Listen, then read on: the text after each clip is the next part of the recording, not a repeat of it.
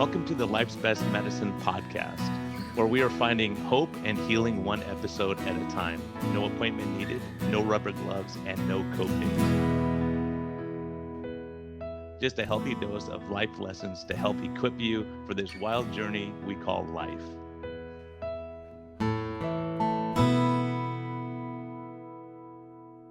Hey everyone, this is a friendly reminder that we are here for entertainment purposes only.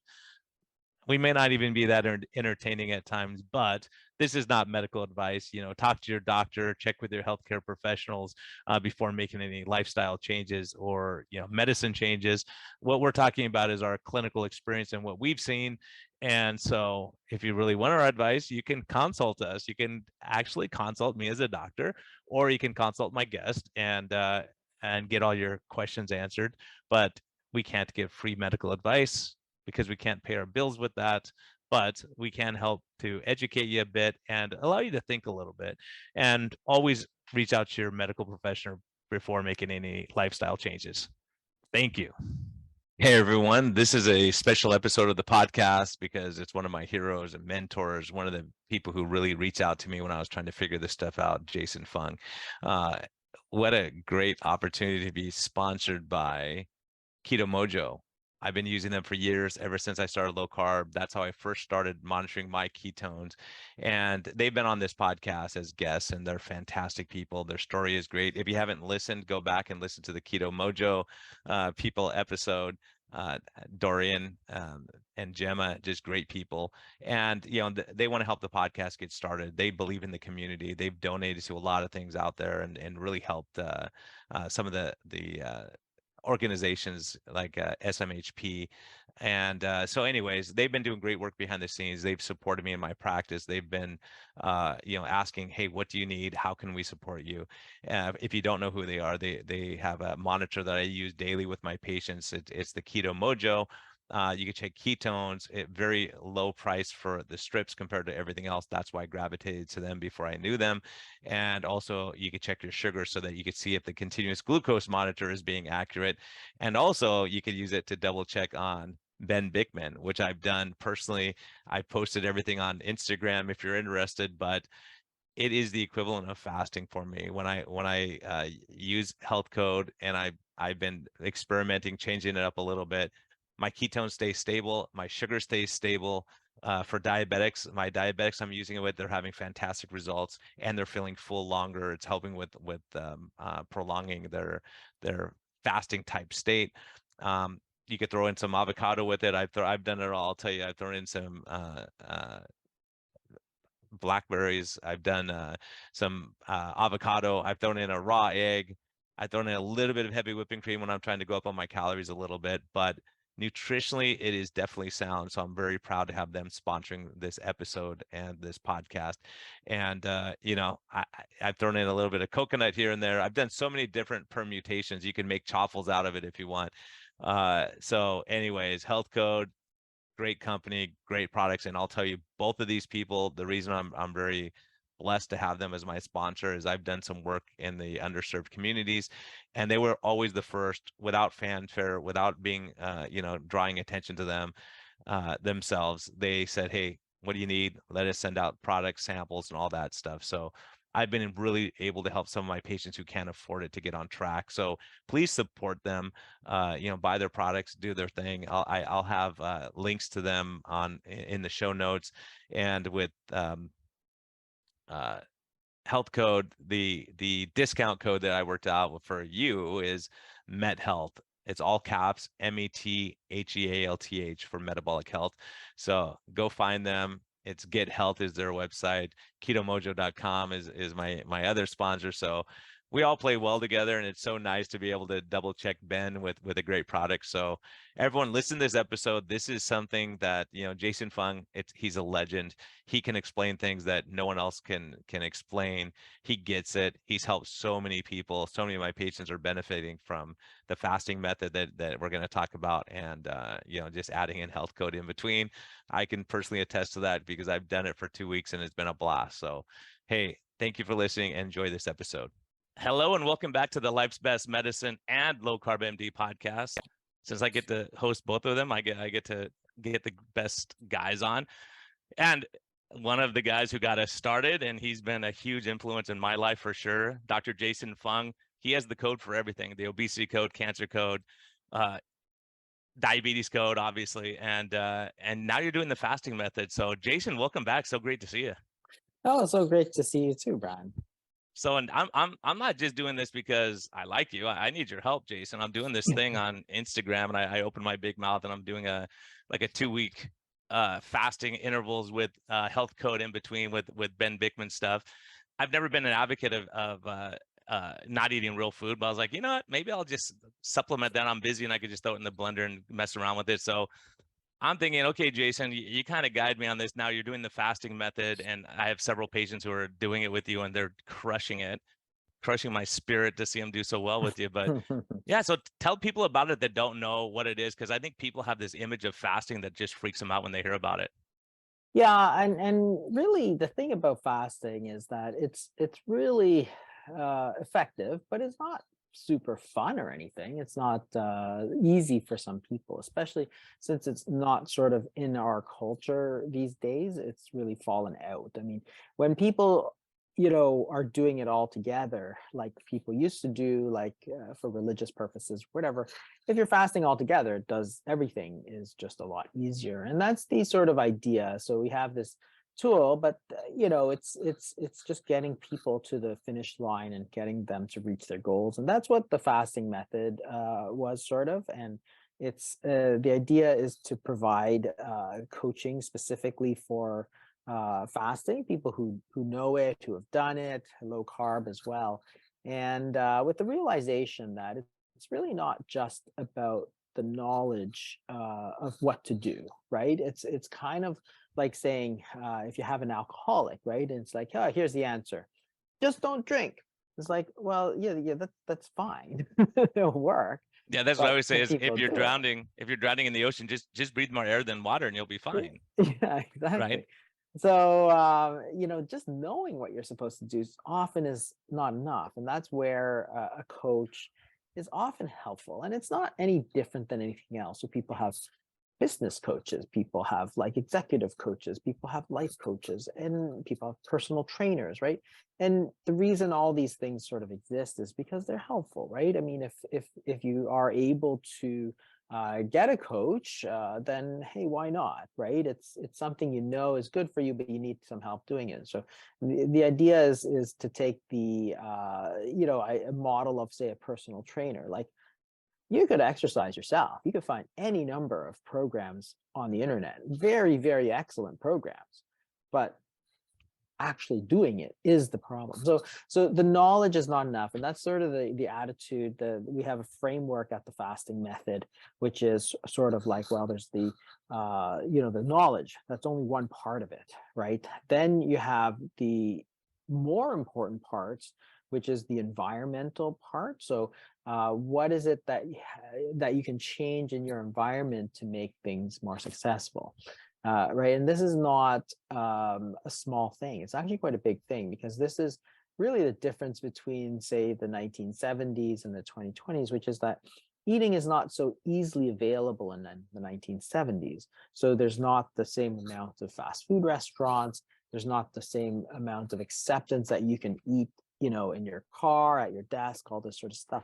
So if you're if you're in the office, for example, in 1970, and you've got some boring meeting going on and the boss is droning on, well, you just sit there, right? However, in the 2020s, if somebody's ordered like a plate of cookies, you might just eat some cookies because you're bored and the boss is droning on them, right? And they're sitting right in front of you, right? So what was the difference? The difference was the environment. Not that you didn't know that cookies weren't good for you. Everybody knows that cookies aren't particularly slimming, but the difference was the environment. So, right, if you can get away from some of those things, or for example, you want some coffee, so you go down to the local coffee store, but there's not just coffee, there's muffins and there's donuts, and maybe it smells like cinnamon, and so you want to eat something.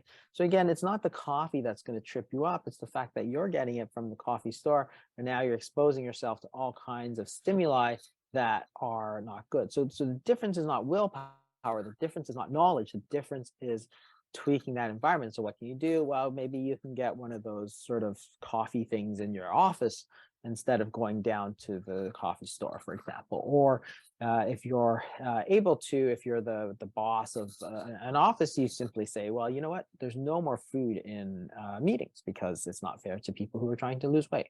Or something like that. There's no more candy bowls, right? We're getting rid of those. There's no more birthday cake at the office sort of thing. Yes, we can celebrate birthdays, but we're not going to have cake. So those are environmental things, because you get there and it's like at some points you get there and you don't want to feel like you're a big party pooper. So some people have a drink and have a cake when clearly everybody knew that you really shouldn't be having a drink and having cake, right? If you're trying to lose weight. So finding these, identifying these things, what is it that's going to trip you up? What is it that's going to make you fail? That's actually a really difficult thing sometimes, because it's hard for somebody to identify it themselves. It's easier for a coach to say, hey, where are you running into problems, right? Where, like, what can you do about it, right? Because they have some experience with it. And then the other part, so that's the environmental part, the sort of systems part. Same thing, and that's where fasting helps you, right? Because we have talked a lot also about habits, because you got to understand that habits are extremely powerful, because habits don't require willpower. So it's like brushing your teeth, right? It's like nobody ever thinks, okay, today I need to brush my teeth, because you do it every single day, twice a day. So you don't even have to think about it. You don't think, oh, what a hassle it is to go brush my teeth, because you just do it every day. Same thing with fasting, right? If you build those habits that you're not going to eat, so the changing of your habits is difficult, but you got to say, okay, well, how can I change it? Maybe every Monday I can do this, and every month on this day I can do this. Then after the first few times, you build into the habit, and it's like, first you build your habits, then your habits build you. Because if you get out of the habit of drinking sugar, you get out of the habit of eating in front of the TV at night, when you get home, right? And so, people love that. Maybe you can switch that habit, right? So there's whole books about habits, really, about how, what small habits are, how to make tiny changes, for example, how to switch habits rather than cutting cold turkey. So there's all these things about habits that, again, are important considerations for your health, because once you build that habit, you no longer have to think about it. It just is there for you, right? And that's the sort of beauty of the trying to build the right systems that are going to keep you in place. Yeah, and that's too, Jason, why having a coach is so important, because some people are jumping the deep end and get, like, if I'm going from the jacuzzi to the pool, I've got to jump straight in. I'm not going to go a little Yeah, bit at a time. And other people, let me go in and out. Let me just take it easy, or taking ripping the Band-Aid off. Some people yeah, just do it real slow and go, oh, I don't want it to hurt too bad. Then other people just rip it off. Okay, we're done. Let's move on. And that's what I find too with habits, like fasting, for instance. I have so many people come to me and go, yeah, I know Jason Fung. I don't want to fast. I'm like, okay, we'll just do low carb and let's get your insulin under control. Then a weekend, there's like, oh, I didn't eat lunch yesterday. I wasn't even hungry. And my energy was great. And I felt so good. And oh my gosh. And so they're feeling, and they start fasting on their own, other than me saying, oh yeah, you're going to fast tomorrow on your first day. You know what I mean? That's so yeah, scary for yeah. people to think of, because it's a big thing when they're, they have their favorite thing where their comfort is sourdough bread or chips and salsa, whatever. And if they think about not having that, they freak out, but over time they go, yeah, I really don't want that. It's not a big deal. Yeah, yeah. And it's those little tiny changes. Where can you make those small changes that are going to make a difference when they all add up? So yeah, absolutely. And this is the thing that's often very useful, is to try and find those, you see how you can change it. And yeah, that's sort of the idea of the coaching. And then the other thing that we talk a lot about, which we sort of, the knowledge is one thing. So the knowledge is everywhere. You can get it on YouTube, right? I have a ton of videos. You can get it from books. You can get it from anywhere, really. But the systems part of thing is something that's more individual, right? It's not like you're going to read a book that's going to say, hey, this is your habit and this is how you want to change it, because nobody knows what your habit is, right? So you have to work with somebody. So if you're willing to invest that in yourself, then it's worthwhile to get somebody to sort of who's doing it regularly. The other thing we do is talk, and a third big one other than the systems is the emotional part of things. So mindfulness and emotional eating and food addictions, because again, if you're addicted to foods, mostly junk foods, then it's going to be difficult for you to change, even if you know it's bad for you. Kind of like alcohol, right? If you know alcohol is bad for you, but you're addicted, so you can't stop. Well, it's not a matter of just like, oh, puff it out, right? It's about getting the help you need to overcome addictions. Like, it's about counseling, talking, trying to figure out what's the deeper reason you're having these emotional issues, and getting, identifying them and trying to, see what you can do about it, right? So that's really important, because if somebody is actually, and this was very common during COVID, of course, um, if people are sort of mildly depressed because they're isolated, you isolate people and tell them they can't do anything, right? Everything's shut down. Well, it's going to take a toll. And obviously, mental health took a huge toll on a lot of people during these lockdowns. And the problem is that people will self medicate, basically, because if you eat sugary, highly refined foods, they light up your dopamine receptors, the reward centers, and you sort of self-medicate that mild depression with sort of rewarding drugs, just like cocaine and so on, right? They light up your reward centers. So again, understanding that, hey, maybe maybe your problem is that you've got a food addiction here.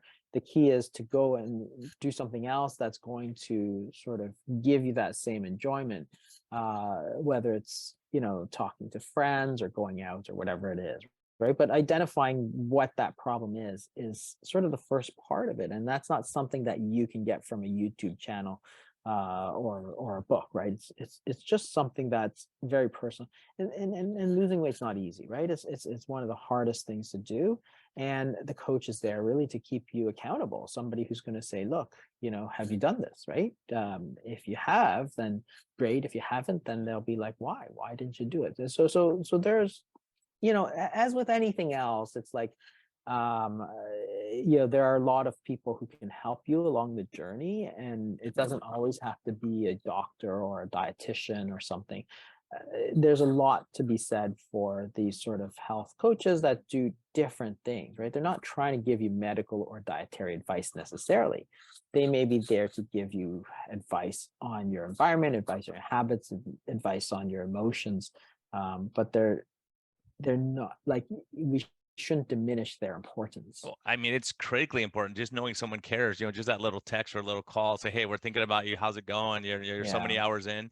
But, having Megan and Nadia, they've been through it. So they understand and go, oh, I had that problem too. And so when someone goes through it, like learning from you about fasting, I mean, I laugh because I talk about it all the time. When I was like, this was so new to me, and I reached out to you, I'm like, oh my gosh, this guy Jason Fung is actually talking to me and stuff. And really, I started losing weight. My sugars get normalized. Then all of a sudden, like, 5, 6, 7 days in, my sugars are creeping back up. And so I reached out to him like, Jason, this isn't working anymore. My sugars are going up. And you're like, oh, good. That's good, Brian. You're fat adapted. That means you're releasing fat. So now when I work out, I see my sugars go up. It's not, you understand the physiology now, and, all your hard work of setting this up, but also knowing that you can reach out and go, this is weird. I'm not responding right. Oh, no, that's normal. Don't worry. And you can stay on the track and not give up and say, this isn't good for me.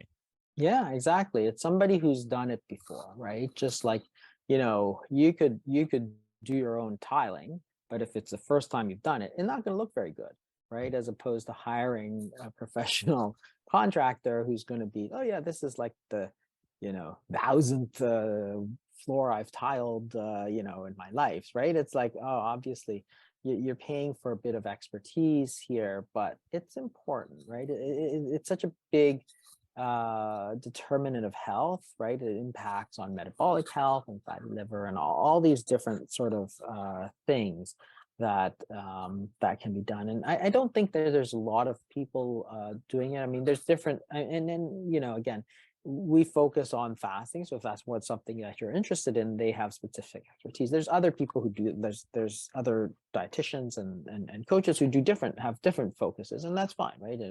But, you know, for us, we try to sort of define our expertise through that. And trying to figure out the optimal for that person based on what their Yeah. goals are and what they're trying to accomplish. If they're, you know, diabetic, or they're just trying to lose that last 10 pounds. Yeah, Right. exactly. Exactly. And so the other thing I understand from my patients, that you have a huge database of tons of talks and information and all that kind of stuff that people can tap into on their own, so they could just go and read and learn and then apply it. Yeah. So we have in the coaching, Megan's created all these, and that's Megan Ramos for who runs the fasting method. All these handouts and little cheat sheets and all these little things, you know, for that specifically. But online you can find like all kinds of stuff. I mean, if you go on my YouTube channel, there's like a ton of videos that you can access, and I'm sure if you look online, there's a ton of other things that you can get for free if you wanted to. But you know, that's there too. Again, it's just to help people through that process. But it is a sort of you know, to expect to read a book and then, you know, it's like expecting to read a couple of books and then be a doctor. It's like, no, there's a lot of training. There's a lot of other stuff that can't be taught so easily, like with a couple of books kind of thing. So it's those other things that the expertise that they bring that can be very helpful. So you know, sometimes I'm just stunned at some of the results that we see, like people do so well. I'm like, holy crap. It's like, that's amazing, right? And it's And it's like, amazing. I mean, it's amazing. I remember when you were so excited when you were telling me about it, I was like, I can't be that great. Then I have people come off insulin, they're stopping their meds, they're getting off their blood pressure meds, and you think, yeah, like, you know, obviously one of my favorite movies was Magic Pill that you were in. I remember watching that thinking, that is insane yeah, how much people can change, come off their meds, their inflammation gets better. And, you know, when I started seeing it in my practice, I know Tro and I were talking about the mental health aspects of it. Now we have, you know, Chris Palmer coming out from Harvard talking about the benefits, and Georgia E. There's so many people out there. And you go, gosh, it is kind of weird, like a magic pill, because it's embarrassing almost, because you feel like you're a snake oil salesman. yeah, it's crazy, especially with type 2 diabetes. And you know, I'm also working with a company called Level 2 Health, which is again just trying to create a program for people using dietary methods, mostly low carb and time restricted eating, as well as behavior change. And it's basically with the goal of putting type 2 diabetes into remission.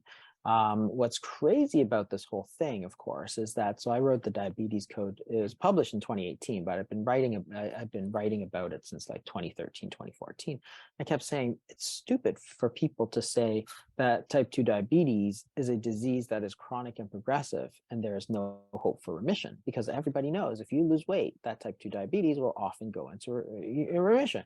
And so finally, the American Diabetes Association in 2021 puts out guidance as to sort of what the criteria for remission are. It's like, okay, finally, a year and a bit ago, it's like finally we have admitted that this is a disease that can be put into remission.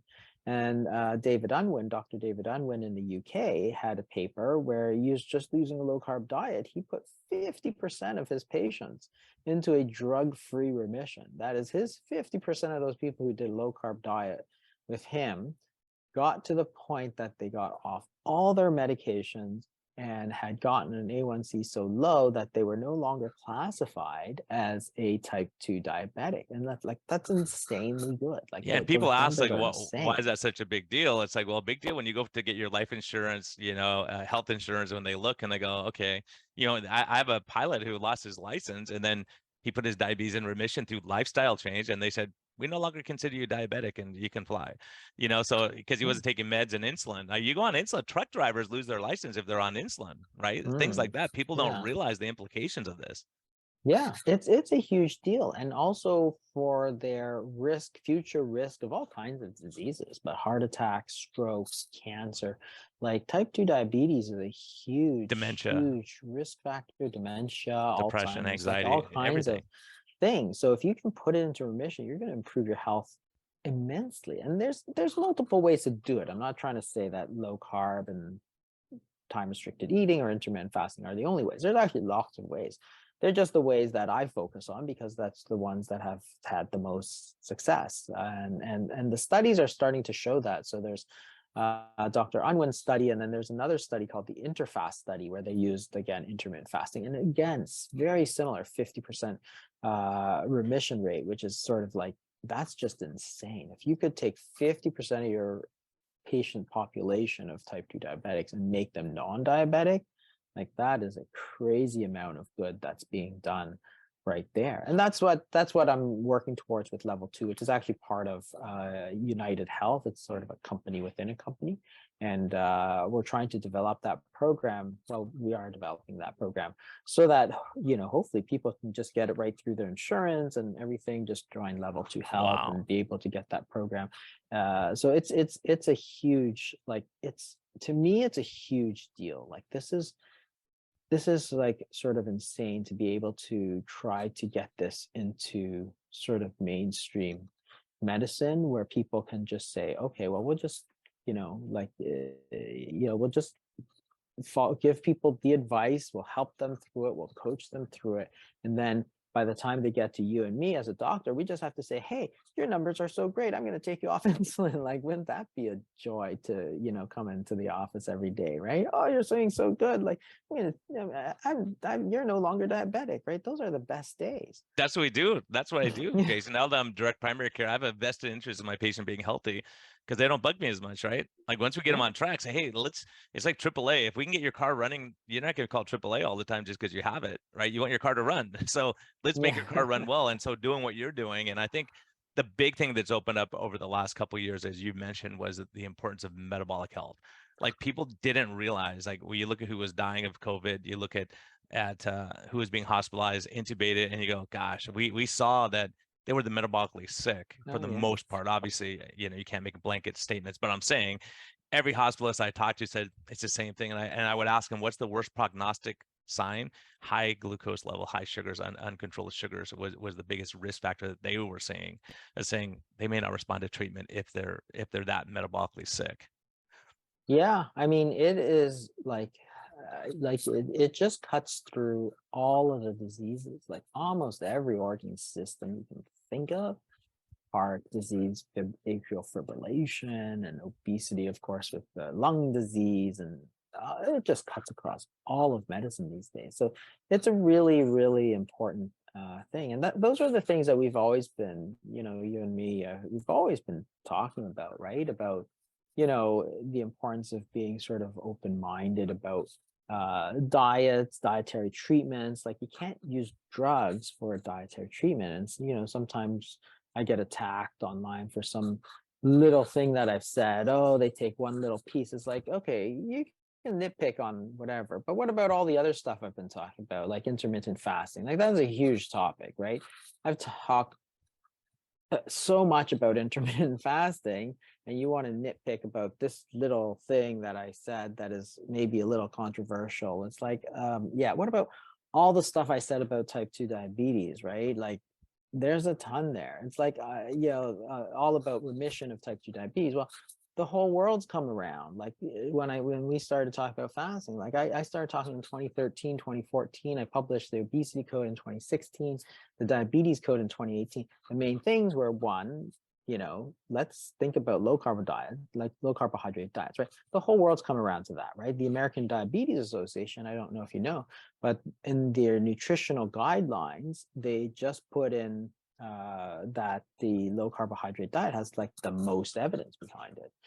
The American Heart Association, in one of their scientific statements, that it has tremendous evidence for type 2 diabetics. So they've completely come around. Yeah, and the more evidence and the more people practicing, you can't deny it. Like we're looking at ketones in heart failure, the benefits are, and you and I have talked about a lot, over the years of saying this ketosis may be your body's way of saying, look, everything's lost. We're going to give you every chance of surviving this. If you're in a famine or Yeah. if you're, if you're getting really sick, your body's trying to help you out. It's not trying to kill you.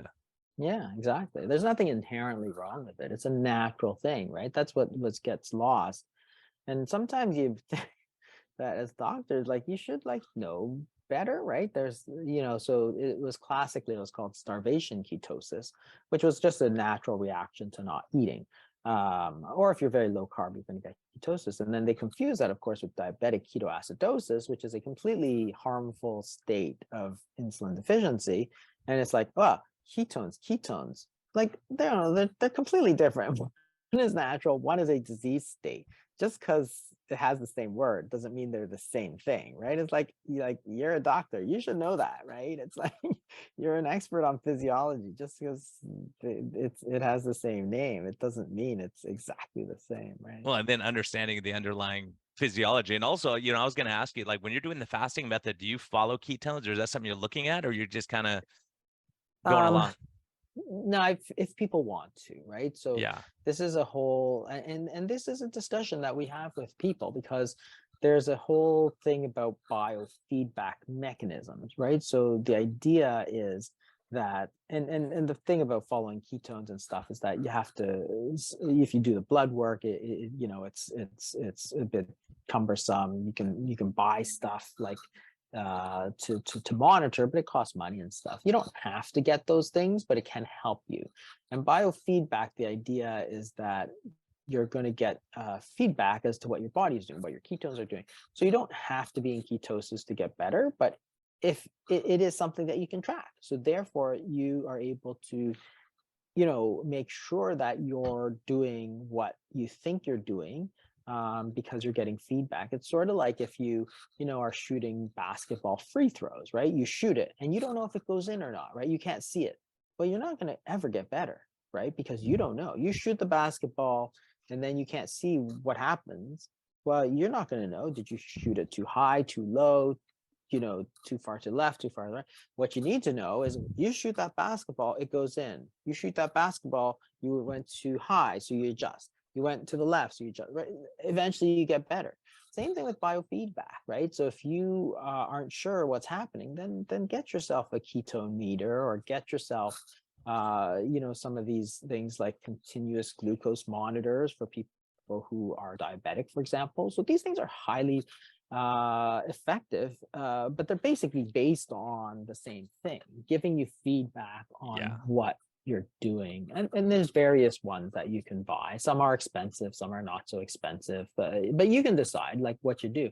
I think all of them can be used, to good effect, but some people don't need them, in which case you can save your money, right? But that's to say that, oh, you shouldn't do this or you shouldn't use this, like, that's crazy, right? Some people do it, some people don't do it. Yeah, I It's think all it's a personal. and if it's a helpful tool for you. If you look, and some people, it stresses them out when their sugar's high and they go, okay, I don't want to eat Yeah, that. I'm not gonna eat that. It's not worth the cookies. It stresses me out, or I don't want Brian to see it, right? Or Jason to see yeah, it. So for yeah. them, it's very helpful. And plus just to educate, because so many times people are saying it says keto cereal and they eat it and their sugars go crazy. It's like, okay, that it says it on the label, but that's not keto, right? So you start Yeah, realizing, okay, like a guy like you, if you're gonna eat more carbs, you can get away with it. Someone who's maybe metabolically really sick, they gotta really get, like me. I'm trying to catch up to you, and I go, okay, what? So if my goal is fat oxidation, the way I look at it is like, okay, if you're gonna try to get your fat source, first of all, you gotta lower that insulin level down, as Ben Bickman will say. If you have a high insulin, and as a matter of fact, as a quick aside, I have some people that are doing a ketogenic diet, low carb, and their insulin stays elevated.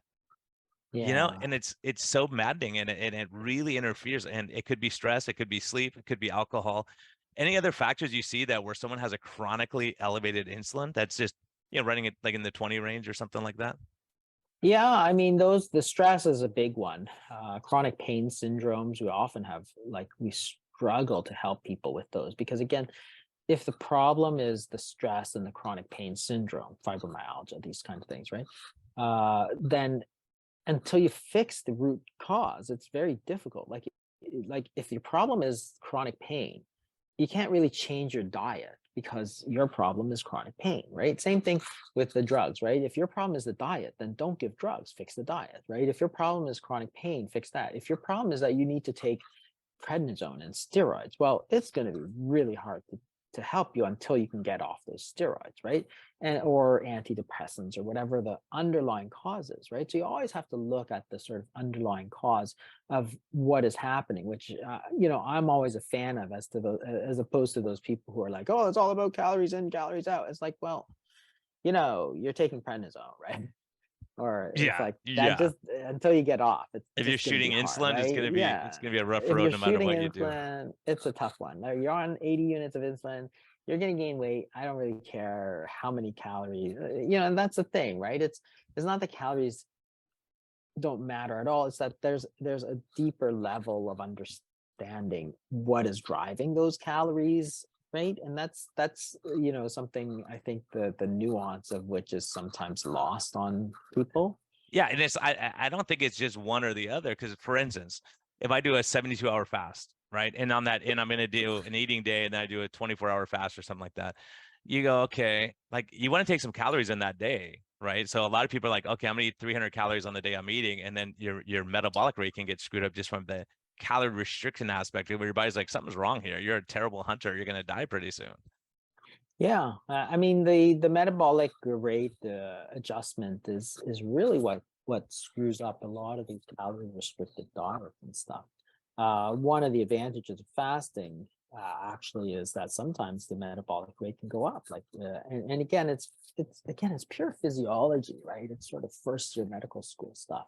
Because if you don't eat, the counter-regulatory hormones go up, which is sympathetic tone goes up. That's the first thing that goes up, right? If your sympathetic tone goes up, your noradrenaline goes up, well, your metabolic rate is going to be maintained. Your growth hormone goes up, your lean mass is going to be maintained better than in a state where it's not. So these are sort of advantages of fasting that you might say, okay, well, let's try this, right? Again, it's not that other stuff can't work, and everybody's different, right? And so it's a matter of saying, well, let's try this, let's do this. But because the alternative, which is that, oh, it's all about calories in, calories out, calories are everything, right? It's like it's just so unsuccessful. I don't know why people are so, like, it's It's it never just worked. I mean, it it's just never worked for all of yeah, us. I've tried it my it's entire like life. sort of like, the same thing with anything, right? It's alcohol in versus alcohol out. Hey, I just solved alcoholism. No, you haven't done anything, right? You haven't looked into the deeper reason why people are drinking alcohol, for example, which might be depression or whatever, right? Or you're just saying wealth equals money in mine versus money out, right? Hey, I just solved world poverty, everybody. Like, no, you haven't done anything, right? What is the reason that expenses are high? Maybe somebody, is sick and has no medical insurance, right? It's not just like, oh, the simple solution is to make more money or spend less money, right? It's no. Yeah, and I Like, think you're that's at such a simplistic level. You have to go that one level deeper and say, no, like, why are you not making the money, right? Is it that your education is low, you don't have a good job, you don't have good people skills? What is it, like, right? That's the deeper level. Same thing with calories in, calories out. Yes, it's always true. However, you have to go into that deeper level, because that's not the thing. I'm always reminded of this one question, which I always think is very instructive. Like, if you ask people, why did the Titanic sink? The answer people mostly will say is that because it hit the iceberg. And it's like, that's not the right answer. The right answer is that it sank because it was going too fast. That's the real reason. It hit the iceberg that made it sink. Because if it slowed down, it would not have hit the iceberg. So yes, technically you're right. It sank because it hit the iceberg, but you will never fix the problem if you think that, hey, it's all about icebergs. We should have more iceberg monitoring police, right? Or something like that. Like, yes, it'll work only to some extent. If you're booting it across the Atlantic in an ice field and thinking that you can just put, people looking out for icebergs, you're wrong. You need to slow down. That's the answer, right? Same as most accidents on snowy roads. You and you're got to slow driving in the down. fog, you slow down, right? Yeah, Yeah. ice and So all if that. it's like, exactly, it's like if you're in the middle of a snowstorm and you crash your car. Like, why did you crash your car? It's like, because you hit that moose. It's like, no, the answer is you're driving too fast, right? That's the point. That's the same with the calories, right? Calories in, calories out. Like, yes, technically that's correct. Just like, I crashed my car because I hit a moose. You're just simply redefining the problem. You're not actually providing an answer. And that's why people are always so, like, the people who can't see more than the calories part are the people who say, no, it's the iceberg. Like, no, Yeah. it's the moose, It's that same right? mindset, and I think a lot of it is perspective too. And when you Yeah. don't look at the endocrine part of it, we all know if you eat 1,000 calories of gummy bears versus 1,000 calories of fish, there's gonna be a different Yeah. outcomes. There's gonna be a metabolic. So to get over this whole calorie thing, obviously it matters to some degree. So if I'm doing, if I'm fasting and I'm eating 10,000 calories on my non-fasting day, it's going to be hard to lose weight just based on, It's going to be hard. Yeah. yeah, but there's no reason to. The point is, and this is the thing which I think saved my life and my, steered me this way, is I had a patient lose 40 pounds. And, I was curious, like, how'd you lose 40 pounds? I've been trying to lose weight forever. I'm doing like Melba toast and rice crackers. And he goes, yeah, I fast. He goes, it's called the fast diet. I fast like Tuesdays and Thursdays, no carbs those days. And I was like, well, that doesn't make sense. How could you lose weight? Because you must be starving on the next day and eat twice as much. He goes, no, I'm not even hungry the next day. And I don't know why I should be. I'm not restricting what I eat. I just don't want to eat. And so people Yeah. don't realize that when you're fasting. And then I watch a video with Metabolic Mike interviewing you, and you go, yeah, this is how it works. And he goes, well, why isn't everyone doing this then? You can't make money Yeah. doing this. But right, it's common Exactly. sense. Yeah, It's because, like, Tro often says, it's not about controlling the calories. It's about controlling the hunger, right? yeah, That's that level deeper that you have to understand. Why are these people eating all of this stuff? It's because they're hungry. Why? Maybe they're eating the wrong food, right? Maybe they are eating sort of junk food all day long, right? And it's not because of the calories in the junk food. It's because those foods are, the way they're metabolized, the way they're constructed, we all know they're constructed so that you eat too much, right, of these fast foods. The way they're portioned, a lot of people will eat one portion no matter how big it is, right? So in Japan, you get these tiny portions, and that's all you eat because that's what the portion is, right? So there's all these other things. It's trying to understand, why is it that you're eating more calories? Because if you've got an environment where you have American sized portions versus Japanese sized portions or European sized portions, you go to Europe and it's like, whoa, look at this. It's like a third of the size of what I get in the US, right? And it's like, well, no wonder they don't have as much obesity, because this is what they're used to eating. But that you understand that, hey, one of the big cues to us stopping eating is that you finish that portioned part of your food, right? Same as Japan, right? It's just tiny, tiny, tiny.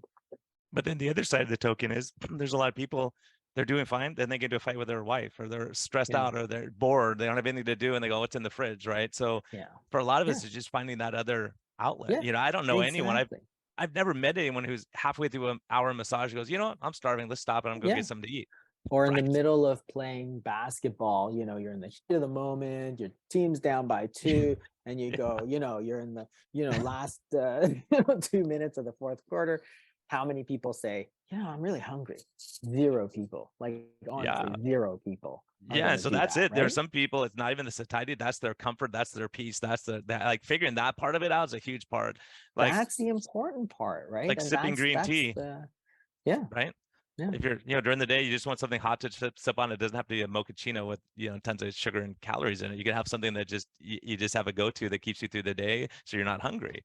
yeah, exactly. And that was what, that's the whole idea. And then people will always say, well, it's because you're eating less calories. It's like, no, you're getting into the underlying reason that the calories are there. Just like with alcoholism, you don't treat alcoholism with alcohol in minus alcohol out, right? You treat it with, hey, let's get you some counseling, let's get you some group sessions with Alcoholics Anonymous, right? You don't, nobody's stupid enough to think you can treat it with just by just saying it's all alcohol in minus alcohol out. It's the first law of thermodynamics, right? You can't create alcohol out of nothing. Like, And we all yeah, know if you're struggling with alcohol, it's really having that support group of people going through it. yeah, Like the fasting code, when you're doing it with more people, the fasting method is that you can like someone else knows what it's like. Oh yeah, I used to have loose stools when I first started fasting. Here's what I did. Oh, I got cramps too, and here's what I did. Electrolytes or magnesium, and so you have people who are experienced, like, oh, maybe have some bone broth when you're coming out of your fast. Those kind of things are really, really helpful, so you know what you're doing.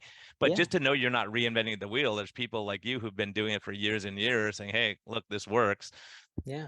right? We're doing it together. So we often do these group fasts where people say, okay, we're all going to do this together, right? So it's a way of staying accountable. And sometimes that's what you need, right? Just like if you go to if you have a treadmill at home, for example, you know what happens with most treadmills. Same thing that happens with Coat most health hangers. club, yeah, with most towel hangers, yeah, with most health those clubs, right? Those gyms, right? They sell out in January, and by March they're like half empty. That's their business model, actually. But again, it's much different if you join, say, you're part of a hockey team. You almost will never miss those games. Why? Because you're going to let down your team. You don't want to do that. So you go, right? Yeah. Or a Or your running club, trainer or or your buddy that you ride bikes yeah, with, he's gonna be sitting out there going, where exactly. the heck's Jason? Exactly. It's I like, need to hey, go. we ride bikes every Sunday. So you go. Even if you don't want to, that's just that little thing that puts you over and says, okay, well, I don't want to let down my friend, because then my friend is going to have to bike alone or run alone or whatever it is. So then you go, right? And that's the thing. And then you get the benefit of that. So yes, it's an imposition, of course, but you get the benefit of then going, right? So it's all of those little things sort of put together. So it's such a complicated, like, honestly, like weight loss, obesity, it's such a complicated thing. And that's where I get so sort of frustrated when people are like, it's all calories, it's all calories. You see all these work by cutting calories. I'm like, oh. It's like, Well, they don't understand the physiology of what you're talking about, because if you lower your yeah, insulin with fasting, like starting the year, Mindy Pels, my wife's like, do you know Mindy Pels? She's like, I'm like, I know Jason Fung. Who else do I need to know? And so anyway, she did this Fast Like a Girl book, and so my wife's doing it. And it's like it's really helped her a lot. And she's doing great. yeah, But it was nice doing it together. But I started, I'll do a 3-day fast with you. And I was like, well, it's Sunday and I had stuff going. I had to work all day Monday. So I'm like, I'll just fast these days, no big deal. And so I did a 5-day fast, which is, I don't do that very often, but it was a nice reset. But I felt so yeah. good. My focus, energy, everything is better. Yeah, I actually think the same. It's sometimes you do it and you just feel really good during it. The problem is really the social sometimes aspect of it, right? Because you know you get together with friends, and Mhm. more often than not, it's for dinner, it's for lunch. You have a family, like, you have New Year's, and then you have this, and then, hey, let's get together for this. So it's the social part of it which is important. That's where you all, it's helpful to have somebody who's like, well, let's see how you can tweak it so that it's going to work for you, Yeah, and right? planning But ahead and being flexible, all those things that you talk about, it's funny because everyone will say we're zealots. It's like, well, what works for you? If it doesn't work, go do something else. You've always said that. Go, if you don't like fasting, go do something else. There's other ways. See what works for you. I yeah, mean, there's a lot of options. That it's not just one road to success. And along those lines, I have to ask you, GLP-1 agonist, what's your opinion? What are you seeing? I mean, that's, everyone goes, you don't have to fast, just do this and you lose weight and it's easy. My sister-in-law doesn't do anything and she lost 25 pounds. What do you tell those people? yeah. Well, clearly that it works. So the drug works. Like this, they've done the studies. The drug works. People do lose a lot of weight with it. And, I'm okay with that. Like if somebody is severely diabetic and needs some help and they've tried this and that, well, sure. It's another tool, right? I'm not against drugs. The problem is, of course, and this was exactly the same problem we had with bariatric surgery, is that if you use that alone and you don't learn how to sort of live so that you can be healthy, well, the minute you stop, it's done, right? And clearly the studies show exactly that. So you take the drug, you lose weight. And for the most part, I think it's just about suppressing appetite. They talk about all kinds of stuff, but that's Yeah, my guess. Rafi Sertoli just released something. It's not his study, but he just showed it to me. But it basically showing, hey, look, you go from two really hypertrophied fat cells as an analogy. Your water balloons are totally full, so you can't oxidize the fat, so you can't lose weight. So basically, what it's doing is saying, okay, we're gonna have some hyperplasia now. We're gonna make some extra fat cells. Now we'll redistribute that fat, and now you can start oxidizing this fat. So now you can lose weight if it helps with appetite. But once you stop it, then you have way more fat cells to fill up down the road. And if you don't change what you're doing, you're going to fill them back up. And that's Yeah. why I think fasting is so powerful, because you go, okay, if that's my goal, is to decrease the inflammation, the CRP, all this stuff, why not just fast and decrease and make those fat cells more insulin sensitive now, because they're not totally about to explode. Once you shrink them down a little bit, they go, okay, I'll give up some fat now. I don't have to, Yeah. everything can work pretty good. Yeah, and the whole thing, which again, I think people wind up losing the nuances of this thing, is that if you don't teach people the habits, what foods to eat, what foods to avoid, how to think about weight loss in all of those ways, like, right, with stress and sleep and hunger and boredom and emotional eating and all those sort of things. If you never teach them and you just say, here, take this drug, it was exactly the same as, here, get the surgery, here, let's do this lap band. And what happened with that, of course, is that in the mid 2000s, I think there was a huge wave. But if you look at the number of bariatric surgeries performed, it peaked a long time ago. It peaked, like, I think in 2009 or 2010, something like that. And the number of surgeries have just gone down. Why? If you look at the studies, you'd think, oh, this is an amazing treatment, right? There's all kinds of studies that say you can lose a lot of weight with bariatric surgery. The problem is that everybody knows that it all comes back because you haven't learned the right habits. So you can get around the fact that your stomach is the size of a walnut, right? If you drink sugary soda all day long because you never learned the right habits, you're just going to regain that weight. That's exactly what happened.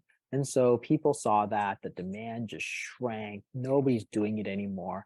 Years ago, I remember a Plus, you friend got of side mine. effects. You got, Yes, surgical yeah, complications. You got cardiac yeah. risk. It's a huge deal. It's a huge deal. And people thought it was this sort of amazing The cure-all, easy and way this out. is going to be done the easy way. Exactly, Yeah, but exactly it's what we're not. seeing It's a now. lot of work. It's a lot of work, but now it's like, oh, you can take this drug. And but the minute you, like, if you do it in conjunction with learning about weight loss and healthy habits and proper foods and how to think about foods and all the stuff that we talk about, if you do it in conjunction, no problem.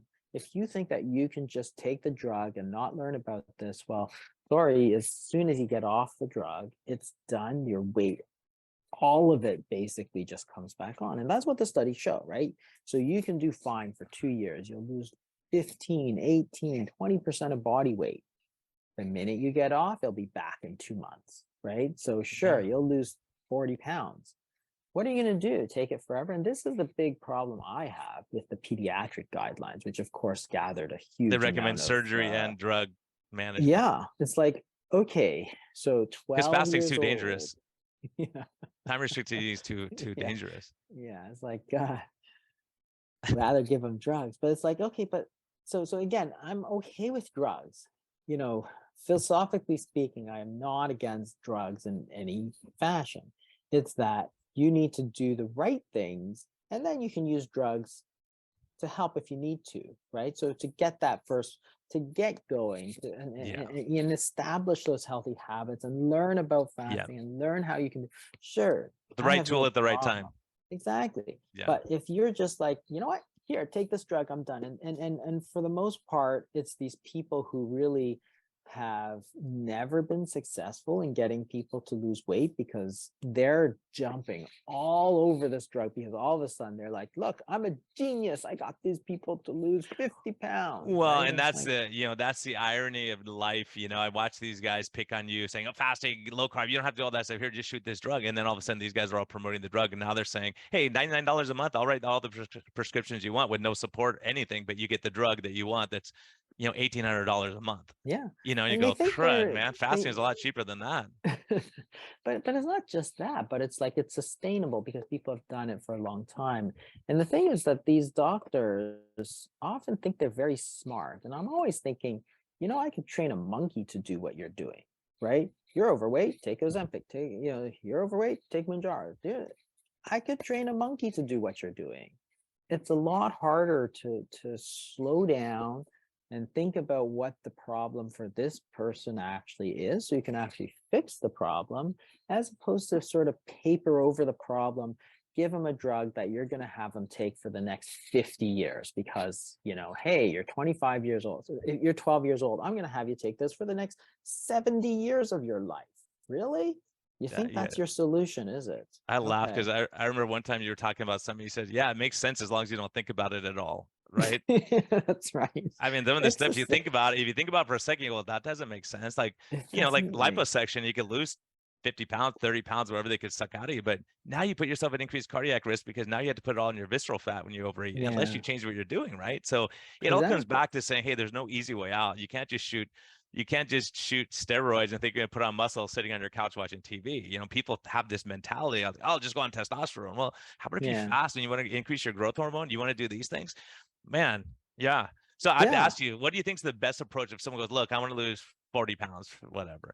You go, would you do Well, like alternate day fasting? Would you do like a 72-hour fast here and there? What would you think is the like if you go, this is the role model of what I would do, and then you could obviously deviate based on lifestyle and stress levels and all that kind of yeah, stuff. I mean, I usually start with, having people, do a 16-8 because that's easy to implement on a daily basis because, if you skip breakfast, say, very few people care.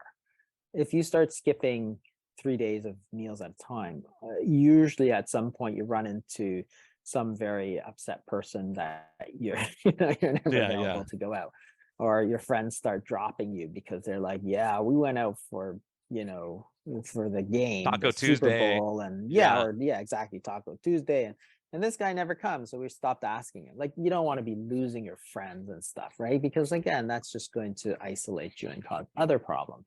So I often start with a 16-8 because that's something you got to balance Social, what's having dinner with your good and family, what's all these social. things. Exactly. Absolutely. And then as people get comfortable with that, then I'll start to explore the one meal a day because again, if you drop lunch and you're at work, again, very few people care. And then start exploring some of the longer ones. And to do the longer ones, you mostly have to get the families buy-in and all that sort of stuff. But I'll tell you, like it's a very individualized process, and same with the diet too. And I always think that people get so dogmatic about diets but people do respond very differently. You look at these studies of low carb versus low fat. You can put somebody on and in general, low carb does better, but you look at the display, it's huge. So people will have, like, on low carb, some people lose 40 pounds and some people will gain 20. And same with the low fat side, right? So if you gain 20 pounds on a low carb diet, it's the same diet as the other guy who lost 40, right? It's not the diet, it's not the right diet for Yeah, you. or it's looking for getting the fasting and looking where your insulin levels, all these things that you taught Yeah, us, right? You look and you go, okay, where are you at metabolically? Because yeah, I have people who are 400 pounds that are metabolically healthy. Their insulin is normal, their triglycerides are normal, HDL is great, and they're storing a lot of subcutaneous fat. Now it's not great because you're carrying a lot of extra weight around, but joint pains, back pain, all the other things, and social yeah. stuff. But there's some people who are 150 pounds that are metabolically sick. So you can't just tell. That's why it's so important, looking at the metabolic markers and understanding it, because a lot of people say, yeah, I eat cookies all day and I drink Mountain Dew and I'm fine. It's like, well, let's check and see, and then they realize, oh, I'm pre-diabetic already. Yeah, exactly. So it's about individualizing treatment, just like most of medicine. And yeah, I mean, that's why I think that some of these recommendations people will look back on them and start to think, well, it's fine now. There's a huge wave of enthusiasm, but I saw it before with the lap bands and the Roux-en-Y gastric bypass, Well, right? and Jason, all those other things are gone and you're still here and you're thriving, right? So it tells you something. If it's not working, people go, that guy's nuts, get away from him, right? That's how medicine works. So if people want to Yeah. track you down, how do they track you down? How do they sign up? And explain just in a nutshell the program. Yeah, so the fasting method, you just go to thefastingmethod.com. There's a sort of a coaching part of it, which is sort of an individualized. Usually we do it in group sessions because, again, there's a lot of power in groups that you don't get with individual. So because there's not only the sort of support you get from the coach, but there's peer support. So the people who you're doing it with. So we usually try to do things in groups, and just from our experience, it just works a lot better. And then you just sign up for a coach, and usually you can do individual sessions, but you can do group sessions. And then there's also just a sort of the online program where we have live live sessions. So they're not individual sessions, but you can log in and they're live sessions. So you can ask questions, you can talk, you can do whatever. And the coaches are there to do it as well. So that it's a little bit less expensive of an option, but at least, but it's not like you're getting it like a canned video, for example. Like you can get a canned video for free. I'll give it to you for free. You go to YouTube, right? And look up my name. There's a bunch of videos that you can get for I free. probably owe you a All lot of of money, man, because I've watched a lot of your stuff over the years too. Yeah, for free. them. Thank you. So Yeah. what are the price points? Do you have different price points of depending how Yeah, they're involved they all want to be? different. I But on the think it's website has it. the $39 a month is just for the live sessions, something like that. Which means you can log into as many live sessions as you want, right? But the coaching winds up being more expensive. There's packages, but it's probably in line with getting a personal trainer, right? It's hundreds of dollars, right? It's not Not like $1,800 a month for a $40. drug. Yeah, and Yeah, it's it's not lifelong. 1800 for a drug, And but this is it's lifelong. You yeah, get this and exactly. you get it. Once you get it, Yeah. you get it. And just getting the support of getting it figured out and started. So it's life changing and life saving for people. Yeah. So And it's if you're willing to invest in yourself, just like these people who get personal trainers or life coaches or executive coaches, it's more expensive because you obviously have to pay for somebody's expertise and you're not going to get it for $40 a month, right? That's the sort of online version, which you can get much the same benefits, but the coaching is going to be sort of hundreds. There's different packages, obviously, if you do it once a week or twice a week or three, like whatever you want, yeah, right? yeah. And you can taper down with time if you don't need it and you get most of the Yeah, stuff and yeah, that's awesome. exactly. So So it's just it's basically like a coaching model so that people can access that if they want to. so in closing, Jason, what are you passionate about right now? What's your excitement? What gets you going in life, man? Um, right now it's the same. Like obviously everything was on hold with COVID for a while. But now what I'm really focused on, I think, is the whole diabetes remission part of things, because again, that's closest to me as a physician. That was always my goal, because those are the people closest to end organ damage. That is, for me, it was kidney disease, but heart disease, and also those people are the closest. So the work we're doing, so not only with the fasting method to get people coaching, but also sort of try and put together a institutional program that people will be able to access through their health insurer, for example, because it's part of United Health. That's, to me, is exciting, because that's when you can get it to, like, have it available to like It's 200,000 people. Yeah, right? that's Right. And amazing. Yeah. that'd be amazing, because if you can get it to like 200,000 people and you put 50% of them in remission, like Dr. David Unwin is doing, it's like, oh, that's 100,000 people that you've helped. Like it's just, the It's scale is just astounding because you can see incredible. what's coming if you don't jump in there, right? Yeah, The end stage. and the program itself with level 2, and it's called level 2 health, is as an insurance product, is very good, because they put money into developing it. They're going to give you a free CGM, and they're going to give you a free Fitbit, and they're going to have the coaching for you, and they're going to have the materials, to help you with the fasting. You're going to have providers like doctors, nurses, dietitians, like the whole thing, all focused on type 2 diabetes remission. And that's amazing. It's like, and the Incredible. payoff for them, of course, is that if you're more healthy, then you're not going to run up so many costs, which means that there's cost savings, which is great. Well, we could talk Everybody about that. wins. Yeah, we'll talk about that. I'll get you back for an episode. We'll talk about that, because that is the huge thing. Because, the model right now is the sicker the patient gets, the more the HMO gets from the government. So they want to have sicker patients because they get paid more for that. And so it's Yeah. so mind blowing for us who say, oh, why don't we make the patient healthy, and then we could all go to the beach and relax and not have to do Yeah, amputations and dialysis, So exactly. Jason, awesome having you, man. Thanks so much. Thanks for your time. It always goes by way too fast, but we have to have you back. We have to beg you back more frequently, man. Yeah, just let me know. I'm always happy to talk to you, Brian. All right. Have a great one.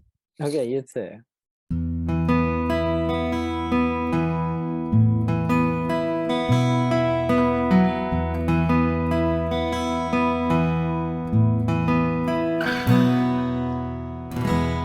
Thank you for listening to this episode.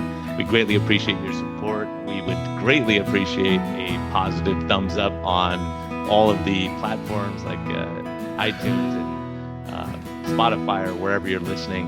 And we just thank you for our Patreon supporters. We greatly appreciate your help in getting this message out. We think there's a lot of important information, and hopefully this helps you. Have a great day, and thank you for listening, and thank you for your support.